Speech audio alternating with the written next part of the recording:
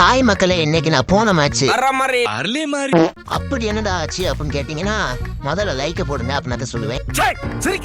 எப்பவுமே நமக்கு எனிமே தான் ஹேக்கரா வந்து நம்ம பார்த்துருப்போம். ஆனா இந்த மேட்ச்ல எனக்கு டீம்மேட்டாவே ஹேக்கர் வந்துட்டான். இந்த பக்கத்துல நூப்ரஸ் போட்டிருக்கான் பாருங்க, அவன் தான். ஆனா ஃபர்ஸ்ட் ரவுண்ட்ல எனக்கு அவன் தான் ஹேக்கர்னே தெரியாது. இங்க பாருங்க, அவன் கிரிட்டுக்கிட்டுன்னு போவான். அப்ப எனக்கு கண்டுபிடிச்சிருக்கணும், ஆனா நான் கண்டுபிடிக்கல. ஃபர்ஸ்ட் ரவுண்ட்ல அவன் தான் ஏஸ் அடிச்சிருப்பான். ஆனா அவன் ப்ரோ பிளேயர் நினைச்சு நான் உட்காந்து நினைச்சிட்டு இருக்கேன் பாருங்க. அப்ப புரியல, இப்ப புரியல.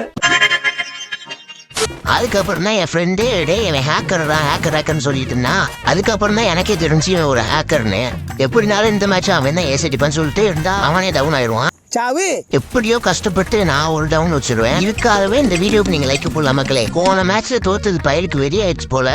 அதனால இந்த மேட்ச் டபுள் இடம் எடுத்துட்டு விட்டு போக ஆரம்பிச்சு. இந்த மேட்ச் அவனே ஏசி அடிச்சிட்டான். நமக்கு ஒரு கிலோ கூட கிடைக்கல. அடுத்த மேட்ச்ல 2 சைடுல எல்லாரையும் முடிச்சு விட்டான். சரி, இதுக்கு மேல என்ன பண்றது, வேடிக்கை தான் பாக்கணும்னு சொல்லிட்டு எங்க அண்ணன் எல்லாத்தையும் நான் கீழே போட்டுருவேன். அப்படி எல்லாரையும் அவன் அடிச்சு முடிச்ச அப்புறம் அவன் போயா கிடைச்சிடும். எல்லா மேட்ச்லயும் இப்படியே ஹேக்கராகவே வந்தா நல்லா தான் இருக்கும். ஆனா எனிமையா இல்ல, டீம்மேட்டா.